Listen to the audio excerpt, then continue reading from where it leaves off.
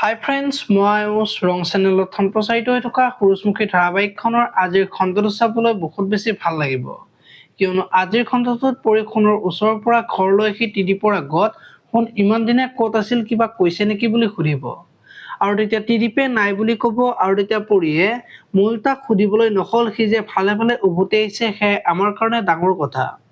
আজিৰ পৰা অন্তত এটা চিন্তা শেষ হ'ল, সেয়ে মনো আজি পাতল লাগিছে, আপোনাৰ টেনচন এটা কমিল হয়নে বুলি সুধিব, আৰু তেতিয়া ত্ৰিদীপে হয় বুলি ক'ব। এতিয়া বৰ ত্ৰিদীপে পৰীৰ কথাবিলাক বেছিকৈ গুৰুত্ব নিদিব নেকি, দেখিবলৈ পাব আজিৰ খণ্ডটোত।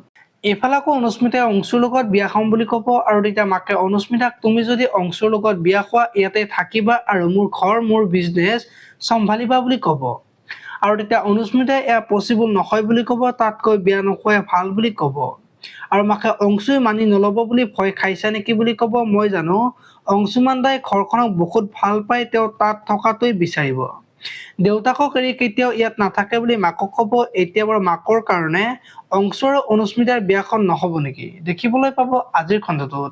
আনফালে আকৌ সোণে আজি শেৱালিৰ কষ্টবিলাকৰ কথা শুনি বেয়া লাগিব আৰু দুখ কৰিব, আৰু তেতিয়া শেৱালিয়ে সোণক ইমান দিন ক'ত আছিলে বুলি সুধিব। এতিয়া বাৰু সোণে শেৱালিক কথাবিলাক ক'ব নেকি, দেখিবলৈ পাব আজিৰ খণ্ডটোত। আপোনালোকে সূৰুযমুখী ধাৰাবাহিকখন চাই কেনেকুৱা পায় কমেণ্ট কৰি জনাব, আৰু যদি আপোনালোকে এতিয়ালৈকে চেনেলটো ছাবস্ক্ৰাইব কৰা নাই তেতিয়াহ'লে চেনেলটো ছাবস্ক্ৰাইব কৰি বেল আইকনটো প্ৰেছ কৰি দিব। ধন্যবাদ।